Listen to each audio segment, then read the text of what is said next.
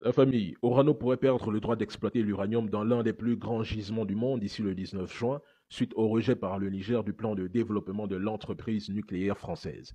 Ce qui me frappe dans cet article, et même il y en a plusieurs, c'est qu'il mentionne Bazoum, l'ex-président du Niger et allié de Paris, je dis bien allié de Paris, a été renversé par un coup d'État en juillet dernier. Le nouveau pouvoir militaire allié des Russes veut permettre à la Russie de reprendre les actifs miniers du pays contrôlés par la société française.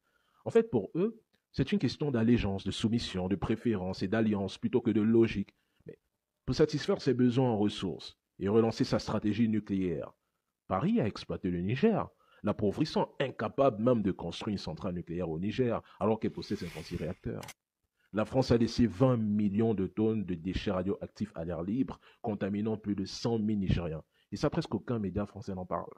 La radioactivité de ces déchets est de l'ordre de 450 000 becquerels par kilo, ce qui fait des déchets à vie longue. Maintenant, l'élite française attribue son échec en Afrique à la Russie.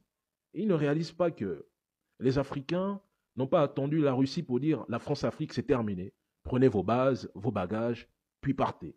Même dans le domaine de la sécurité, ils n'ont pas été d'une grande aide.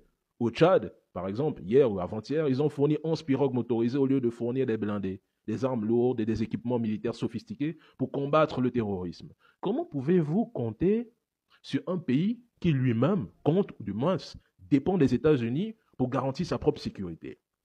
Si le Niger se débarrasse d'Orano, moi je trouve que même c'est une bonne chose, c'est du business.